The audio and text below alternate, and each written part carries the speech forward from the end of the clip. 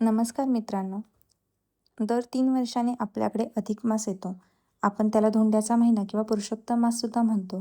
या महिन्यात देवाधर्माचं, उपवासाचं खूप कौतुक असतं.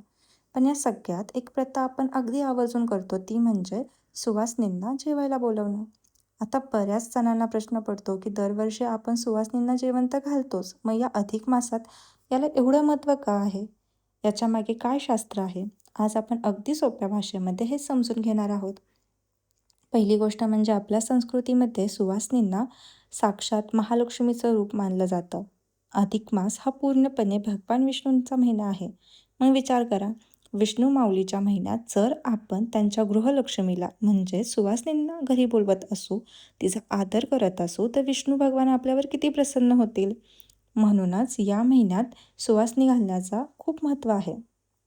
तुम्ही ऐकलं असेल की अधिक मासात 33 या अंकाला खूप महत्त्व आहे. आपण 33 अनारसे देतो, 33 वस्तू दान करतो. याचं कारण काय? याचा विचार केलाय का? तर हा महिना सूर्य आणि चंद्राच्या गतीमधील जो 33 दिवसांचा फरक असतो, तो भरून काढण्यासाठी येतो.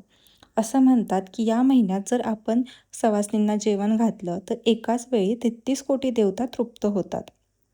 म्हणजे विचार करा, आपण आपल्या एका छोट्याशा अन्नदानाने आपल्याला केवढं मोठं पुण्य मिळतं आहे.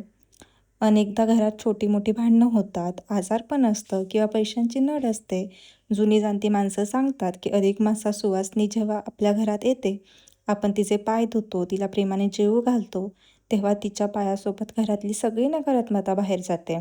तिच्या तृप्त मनातून निघणारा आशीर्वाद आपल्या कुटुंबाला, नवऱ्याला आणि मुलांना लागतो. यामुळे घरात सुखशांती नांदते आणि स्त्रियांचं सौभाग्य अखंड राहतं. आता बऱ्याच जणांना वाटतं की खूप मोठी गडबड करावी लागेल का? तर असं काही नाही. तुमच्या क्षमतेनुसार जर तुम्हाला 5 सवासणी घालायचे आहेत, 11 घालायचे आहेत, तशा तुम्ही घालू शकतात. त्या घरी आल्यानंतरनं त्यांचे पाय धुवा, त्यांना हळदी-कुंकू लावा. जेवणामध्ये भारीतलं काही नसलं तरी चालेल, पण जे काही बनवाल ते प्रेमाने आणि आग्रहाने वाढा. पुरणपोळी किंवा खीरपुरी असेल तरी चालेल. आणि हो, जेवण झाल्यावर पानात विडा, हातावर एखादं फळ आणि अधिक मासात विशेष वाण म्हणून तुम्ही अनारसे सुद्धा देऊ शकता. तर मंडळी, अधिक मास हा काही फक्त कडक नियम पाळण्याचा महिना नाही, तर आपल्या घरातल्या लक्ष्मीचा आदर करण्याचा आणि दानधर्माचा महिना आहे. तुम्ही या अधिक मासात सुवासिनी घालणार आहात का? कमेंट करून नक्की सांगा. आणि माहिती आवडली असेल तर तुम्ही हा व्हिडिओ नक्की लाईक करा, तुमच्या मित्रपरिवारासोबत शेअर करा, चॅनेलला सबस्क्राईब करायला विसरू नका. आणि तर आज आमच्याही घरामध्ये सुवासिनींचा कार्यक्रम होता, तर त्याच्यासाठी मी सकाळीच मंदिरामध्ये आले होते. मी आणि माझे मिस्टर आम्ही दोघे आलो होतो. तर आता मंदिर मीच उघडलं, तर त्यानंतरनं मंदिराची साफसफाई तर केलीच पाहिजे होती. मग आधी मी तिथे असलेल्या झाडूने तिथलं सगळं लोटून काढलं. त्यानंतरनं तिथला कट्टा आधी फडक्याने झाडून घेतला.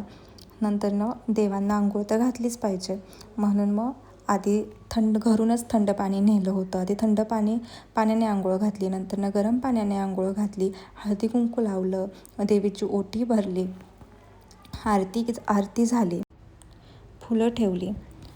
अगदी मन प्रसन्न झालं. नंतरनं घरून दही भात आणला होता, तो परिसरामध्ये शिंपडून घेतला. आता तुम्हाला माझा व्हिडिओ आवडला असेल तर लाईक करा आणि सबस्क्राईब करा.